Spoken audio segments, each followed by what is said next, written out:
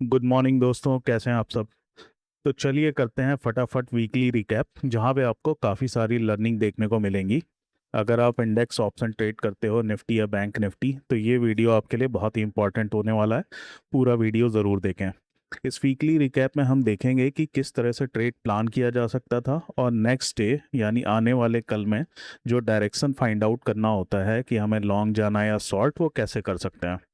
सो ये week start हुआ था 6 तारीख से। हम वहाँ पे आ जाते हैं फिलहाल। ये हम आ गए 6 तारीख के चार्ट पे। ठीक है।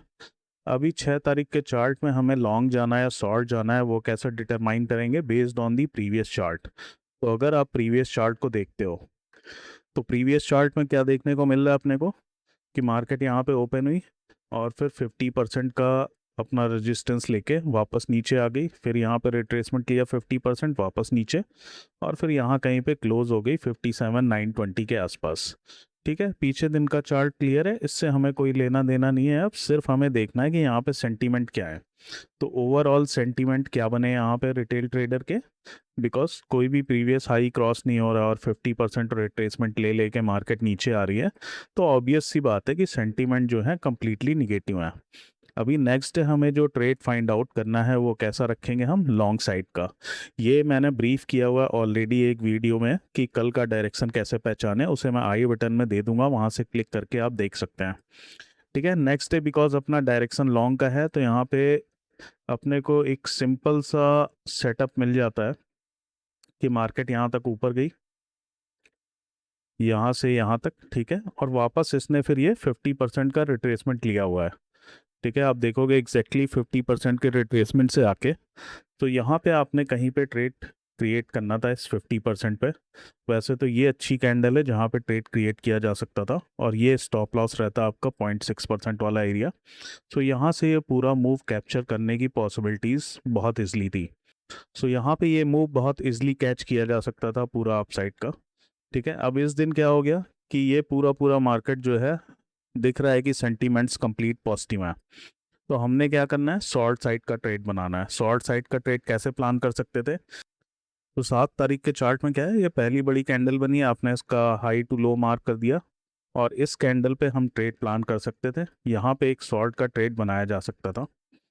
ठीक है, जिसमें आपका लगभग 100 पॉइंट का आप एसएल रखते। ठीक है, और अकॉर्डिंगली आप 100-200 पॉइंट का एटलीस्ट इस क्लोजिंग प्राइस तक आने का वेट कर सकते थे। और आप देखोगे कि मार्केट थोड़ा सा साइडवेज हुआ, बट ओवरऑल मार्केट में आपको जो आपका डायरेक्शन था उसके हिसाब से टारगेट अचीव हो जाता। क्लोजिंग प्राइस ऑलरेडी निकाल दिया मार्केट ने यहाँ पे, तो यहाँ पे टारगेट बुक किया जा सकता था। अब ये जो चार्ट बना है, ये कम्प्लीटली निगेटिव चार्ट बना है। तो नेक्स्ट डे आपको क्या करना है, लॉन्ग साइड का ट्रेड लेना है। लॉन्ग साइड का ट्रेड लेने के लिए वापस अगर आप यहाँ से लो टू हाई मार्क करते, ठीक है, तो आप देखोगे कि यहाँ पे 50% पे आके मार्केट ने कोई भी अच्छी कैंडल नहीं बनाई है, सीधे ब्रेक करती हुई चली गई है। एंड जैसा कि मैंने पहले ब्रीफ किया है, कि अगर ऐसी बड़ी कैंडल के साथ मार्केट नीचे आ रही है, तो आपने क्या करना है, थोड़ा साइडवेज होने का वेट करना है, ये ब्रेक होने दो। ठीक है, बिकॉज यहाँ पे मल्टीपल बायर को इनवाइट करती है, फिर एक्चुअल मूवमेंट करती है मार्केट। तो सेम सिनारियो हमें यहाँ पे देखने के लिए मिल रहा है, कि मार्केट बड़ी बड़ी कैंडल के साथ नीचे आया, साइडवेज हुआ, एक और बड़ी कैंडल बनाई, और फिर यहाँ पे थोड़ा सा स्टेबल हुआ। तो इधर इस कैंडल का 50% आप यहाँ कहीं पे ट्रेड बना सकते थे, या फिर ये जो ग्रीन कैंडल बनी, इनगल्फिंग कैंडल, इसके साथ यहाँ पे आप ट्रेड प्लान कर सकते थे। तो यहाँ पे भी बात करें तो आपका स्टॉप लॉस छोटा सा आता, एंड एक लॉन्ग साइड का ट्रेड यहाँ पे इजली मिल सकता था, इस कैंडल के 50% पे बनाते, और वही आपका 100 पॉइंट का एसएल और 200 पॉइंट का टारगेट। ठीक है, सो यहाँ पे ये बहुत इजली अचीव हो जाता, इस कैंडल पे 50, इस बड़ी ग्रीन कैंडल के 50% पे ट्रेड बनता, और आपका 200 पॉइंट इस कैंडल के साथ कवर हो जाता। ठीक है, अब यहाँ पे जो सेंटीमेंट बन रहे हैं चार्ट के, वो क्या है, कंप्लीटली निगेटिव है। आपको हालांकि पॉजिटिव डायरेक्शन में एक ट्रेड मिल गया, उसके बाद मार्केट कंप्लीटली निगेटिव चली गई। तो अब हमें क्या करना है कि अगले दिन वापस पॉजिटिव साइड का ही ट्रेड बनाना है। यहाँ पे क्या हुआ कि मार्केट ने बड़ी बड़ी तीन ग्रीन कैंडल प्लॉट कर दी, तो अभी इतने बड़े डायरेक्शन के बाद फिर 50% रिट्रेसमेंट आना थोड़ा सा मुश्किल होता है।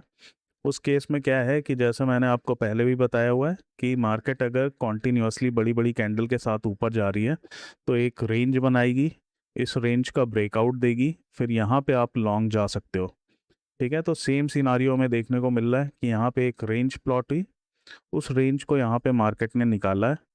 तो यहाँ पे एक ट्रेड बनाया जा सकता था सिर्फ छोटे से स्टॉप लॉस के साथ।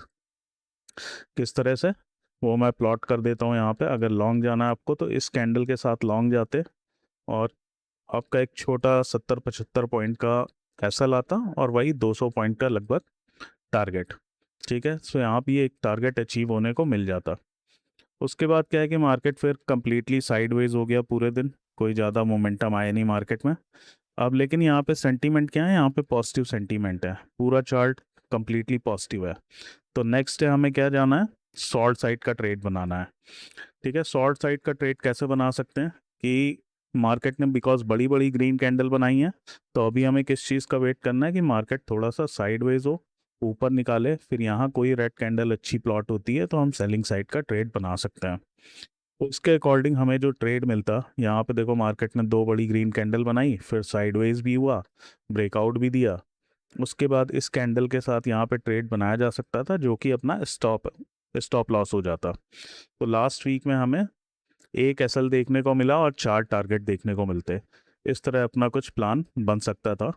आई होप कि जिस तरह से ये एनालिसिस की है और जो पैटर्न्स मैंने बताए हैं वो आपके काम ज़रूर आएंगे फ्यूचर में। और जनरली क्या होता है, देखो कोई भी स्ट्रेटजी ना 100% कंफर्मेशन के साथ नहीं आती। किसी भी स्ट्रेटजी का रिस्क रिवॉर्ड या फिर आप बोलो कि जो प्रोबेबिलिटी है वो 100% कभी नहीं होता।